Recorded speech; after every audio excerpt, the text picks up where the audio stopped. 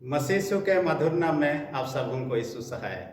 मसीह में प्यारे भाइयों तथा बहनों, मनुष्य के लिए उत्तम स्वास्थ्य का होना अति आवश्यकता है, क्योंकि उत्तम स्वास्थ्य के बिना हम अपने जीवन का भरपूर आनंद नहीं ले सकते हैं।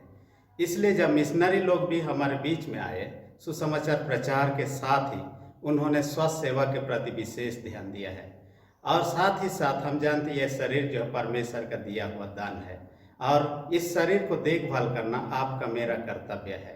आज जबकि हमारे पंजिका के आधार पर चिकित्सा दिवस है, इस अवसर पर हम लोग अपने स्वास्थ्य के प्रति और दूसरों के स्वास्थ्य के प्रति चिंता करने की आवश्यकता है। इस कारण से चर्च के द्वारा से कई सारे हॉस्पिटल क्लिनिक सब खोलने का जो प्रावधान हुआ इसी के लाइन में है। इसलिए आज भी हम सबों को एक दूसरे को जागरूक करना और जबकि कोरोना वायरस जैसे महामारी के समय में हमें खुद को स्वस्थ रखना और दूसरों को स्वस्थ रखने के लिए अगुवाई करना है। साथ ही साथ पंजिका के आधार पर आज के इतवार का नाम है, हम कहते हैं रोगाते, जिसका अर्थ है प्रार्थना करो। यानी कि हम कई सारी चिकित्सा व्यवस्था को देखते हैं, क्योंकि दिनों दिन नए नए समस्या और नए नए बीमारी आने के साथ नए नए चिकित्सा व्यवस्था आ रही है। उनमें से प्रार्थना एक ऐसा माध्यम है जो बिना पैसा खर्च किए हम चंगाई को प्राप्त करते हैं। और इस कारण से हर एक व्यक्ति को इस प्रार्थना के माध्यम से अपने जीवन के लिए आशयों को, अपने जीवन के समस्याओं को समाधान के लिए, अपने जीवन से चंगाई प्राप्त करने के लिए उपयोग में लाने की आवश्यकता है। सवाल ये उठता है कि ये प्रार्थना कौन कर सकता है। इसके उत्तर में हम ये कह सकते हैं, छोटे हो या बड़े सब कोई प्रार्थना कर सकते हैं, चाहे वह धनी हो, गरीब हो, पढ़ा लिखा हो, अनपढ़ हो, कोई भी जाति धर्म के क्यों ना हो। और ये प्रार्थना किसी भी जगह पर किया जा सकता है, चाहे वह आकाश में हो, चाहे जमीन के नीचे हो, चाहे समुद्र में हो, जहाँ पर भी हो हम प्रार्थना कर सकते हैं।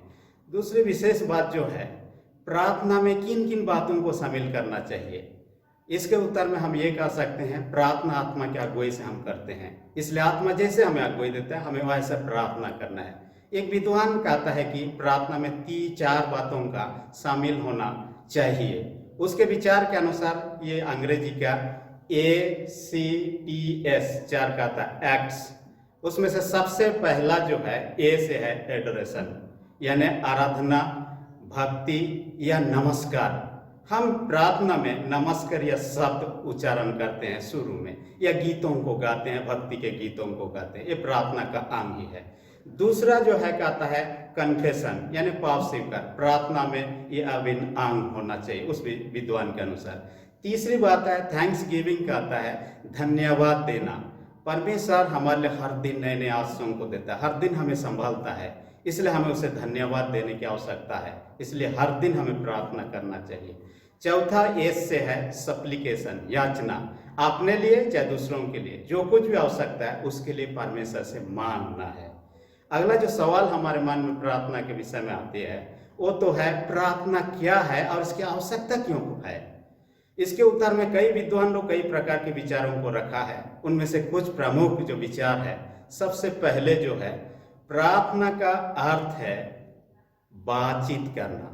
जैसे किसी घर में बेटा बेटे अपने माता पिता से बातें करते हैं, अपने समस्याओं को बताते हैं और उनसे कुछ मांगते हैं, तो माता पिता उनके सामर्थ्य के अनुसार, जरूरत के हिसाब से जिस समय जिस चीज़ की आवश्यकता है अपने बेटा बेटियों के इच्छा को पूरा करते हैं। उसी प्रकार प्रार्थना के दौरान हम परमेश्वर पिता से बातें करते हैं और अपने जीवन के समस्याओं को बताते हैं, अपने जीवन के लिए आशीषों को मांगते हैं और परमेश्वर समय की पूर्णता में देता है। इसका दूसरे पहलू की ओर से हम ध्यान देंगे, ये जीवन जो है परमेश्वर का मंदिर है और बाइबल कहता है परमेश्वर का आत्मा तुम में वास करता है। हम ये कह सकते हैं हमारे जीवन में, हमारे शरीर में परमेश्वर आत्मा के माध्यम से एक गेस्ट या अतिथि के रूप में विद्यमान रहता है। और कोई अतिथि हमारे घर में आते हैं, हम उससे बातें करते हैं। यदि बात ही ना करेंगे अतिथि से, उनको अच्छा नहीं लगता है। वही बात है जबकि परमेश्वर हमारे अंदर में अतिथि के रूप में विद्यमान है, हम यदि प्रार्थना उनसे बातें ना करें, उनको कदापि अच्छा नहीं लगेगा। इसलिए हर दिन हमें परमेश्वर से प्रार्थना की तरफ बातें करना चाहिए। दूसरा जो अर्थ है कहता है प्रार्थना एक श्वास है। जीवित व्यक्ति के लिए ये बात है कि जब तक श्वास ले रहा है हम समझते हैं कि व्यक्ति जिंदा है, जब श्वास लेना बंद कर दिया हम समझते हैं कि व्यक्ति मर चुका है। यही आत्मिक पक्ष में भी दिखाई देता है। हम जब तक प्रार्थना करते हैं हम आत्मिक रूप से जीवित है, ये प्रमाण देता है। हम जब प्रार्थना करना बंद करते हैं हम समझ लीजिए आत्मिक रूप से मृतक अवस्था में है। इसलिए हमें हर दिन परमेश्वर से प्रार्थना करना चाहिए ताकि आत्मिक श्वास चलता रहे। तीसरा अर्थ जो है कहता है प्रार्थना एक चाबी है। जैसे किसी घर में प्रवेश करने के लिए हम लोग ताला खोलने के लिए चाबी का इस्तेमाल करते हैं, वैसे ही अपने स्वर्गीय आशाओं का भंडार खोलकर उससे अपने जीवन के लिए मांगने का चाबी है प्रार्थना। कई लोग इसका इस्तेमाल नहीं करते हैं, जो भी कि इसकी कीमत नहीं है। हम बिना मूल्य से हम प्रार्थना का इस्तेमाल, प्रार्थना की चाबी का इस्तेमाल कर सकते हैं और परमेश्वर का आशीषों को हम प्राप्त कर सकते हैं। चौथा अर्थ जो है कहता है प्रार्थना परमेश्वर को धन्यवाद देने का माध्यम है। हालांकि कई सारे माध्यम से परमेश्वर को हम धन्यवाद देते हैं, उनमें से प्रार्थना एक माध्यम है। उदाहरण के लिए अपने घर में देखिए, छोटे बच्चे होंगे अपने अपने घरों में, हम बच्चों को भी ये शिक्षा देते हैं, कोई व्यक्ति कोई चीज देता है, मदद करता है, हमें उन्हें थैंक यू बोलना है, धन्यवाद बोलना है। और बच्चे लोग ये सीख लेते हैं और कोई भी कुछ मदद करता है, कुछ देता है तो थैंक यू बोलना नहीं बोलते हैं। यही बात प्रार्थना के क्षेत्र में हर दिन परमेश्वर हमें संभालता, हर दिन नए नए आशीषों को देते हैं। इसलिए परमेश्वर को थैंक्स कहने का माध्यम है प्रार्थना। इसलिए हर दिन परमेश्वर को धन्यवाद देना ना भूलें। पहला थिस्सलुनीके 5:18 में कहता है हर बातों में धन्यवाद करो। परमेश्वर चाहता है हर बात में हर दिन हम धन्यवाद उसे करते रहें। पांचवा अर्थ जो कहता है प्रार्थना परमेश्वर से मांगना या विनती करना है। चाहे अपने लिए मांगना हो, चाहे दूसरों के लिए मांगना हो, चाहे कोई भी चीज हो। जैसे छोटा बच्चा जब उसे भूख लगता हो तो वो रोने लगता है तो माँ समझ जाती है कि उसे भूख लगा हो, उसे दूध पिलाती है। ये प्रार्थना वैसे परमेश्वर से मांगने का एक माध्यम है, और वह अपने लिए हो दूसरों के लिए। सिर्फ अपने लिए जब प्रार्थना करते हैं ये स्वार्थी कहलाता है, क्योंकि सिर्फ अपने विषय हम सोचते हैं। हमें परिवार, दूसरे समाज, लोगों के विषय भी सोचना है, उनके लिए भी प्रार्थना करना है, हमारे सरकार के लिए भी प्रार्थना करना है। अगला सवाल जो उठता है आखिर प्रार्थना किससे करें और कैसे करें? इसके उत्तर में हम ये कह सकते हैं बाइबल स्पष्ट रूप से हमें बताती है कि प्रार्थना परमेश्वर पिता से करना है। यीशु मसीह ने जब चेलों को प्रार्थना करना सीखा उसने कहा क्या करना है, हे हमारे पिता तू जो स्वर्ग में है। असल में स्वर्गीय पिता से हमें प्रार्थना करना है। आज का वचन जो यूहन्ना 16 अध्याय जिसमें हम देखने पाते 23 से 32 पद में हम देखने पाते हैं, वहां पर कि 23 पद में कहता है जो कुछ तुम मेरे नाम से पिता से मांगोगे वह तुम्हें दिया जाएगा। यीशु का कथन है, जो कुछ हम यीशु के नाम से परमेश्वर पिता से मांगेंगे वो हमें दिया जाएगा। इसलिए हम प्रार्थना परमेश्वर से करेंगे परंतु यीशु के नाम से करेंगे और ये आपको मुझे दिया जाएगा। कई बार हम प्रार्थना करते उसका उत्तर नहीं मिलता है। असल में जब हम प्रार्थना को उसका 3 उत्तर हमें मिलता है और 3 में से कोई एक उत्तर हम प्राप्त करते हैं। सबसे पहले हाँ, दूसरा में नहीं, तीसरा में इंतजार करने।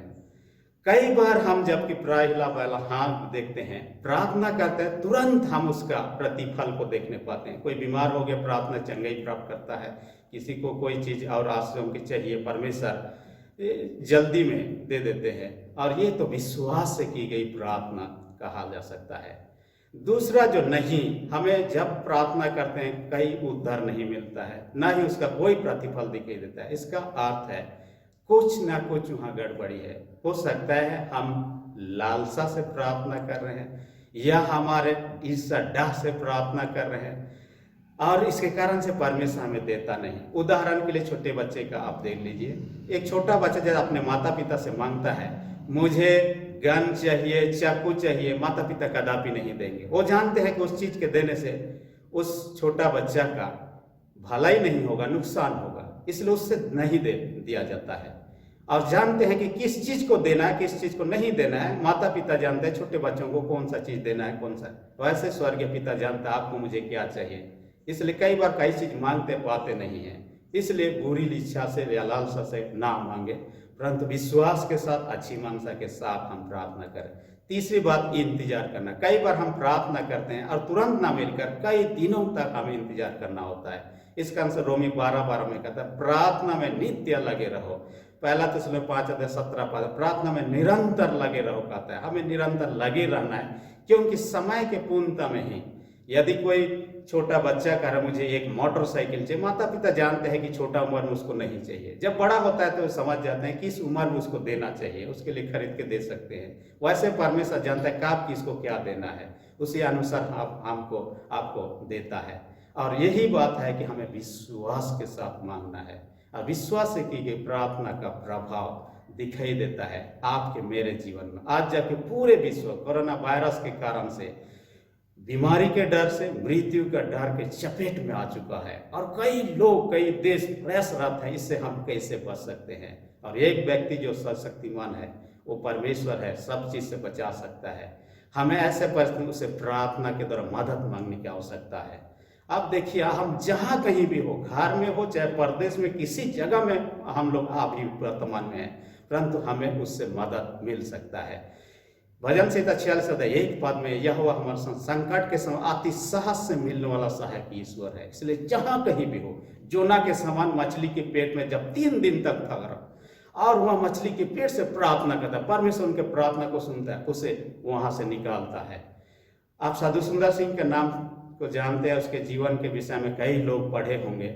एक घटना में उसे एक सूखा कुआं में फेंक दिया जाता है मरने के लिए। वहां पर सिर्फ लोगों का हड्डी खाली भरा हुआ मिलता है, अंधकार जगह में 3 दिनों तक रहने के बाद में जब प्रार्थना करते रहता है, ऊपर से एक रस्सी दिखाई देता है, रस्सी को पकड़ लेता है, कोई व्यक्ति उसे खींच के निकालता है, देखता है इधर उधर वहां कोई नहीं रहता है। परमेश्वर किसी को मदद करने के लिए वहां भेजता है और परमेश्वर से छुड़ाता है। आज कोरोना वायरस से जो महामारी जो पूरे विश्व में फैला हुआ है, उससे बचने का लोगों के पास विभिन्न प्रकार के उपाय करने के बावजूद भी मृत्यु की दर हर दिन बढ़ते जा रहा है। इससे बचना है तो हमें प्रार्थना की आवश्यकता है। मैं एक घटना को याद करूंगा और बाइबल में से, जो नीनवे नगर की घटना, जोना जहां जाकर प्रचार किया, आज के 40 दिन बाद ये नगर नष्ट कर दिया जाएगा, लेकिन वहां के लोगों ने जैसे सुना, उसके बाद में वहां के लोग पछताव किए, उपवास किए, उसके अपने पापों के लिए पछताव करने के साथ जोना 3 अध्याय उसका 8 पद में कर उन्होंने चिल्ला चिल्ला कर परमेश्वर की दुहाई दिया और परमेश्वर उनके प्रार्थनाओं को सुना, उस नगर को नाश होने से बचाया, लोग नाश होने से बच गए। आज आपको मुझे अपनी गलतियों को जो जाने अनजाने के परमेश्वर के संग मान लेना है, परमेश्वर से प्रार्थना करना है, ताकि परमेश्वर हमें इस महासंकट की घड़ी में आपको मुझे बचाएगा, सुरक्षित रहेगा। परमेश्वर वचन पदाधिकारी से आशीष दे। आमीन।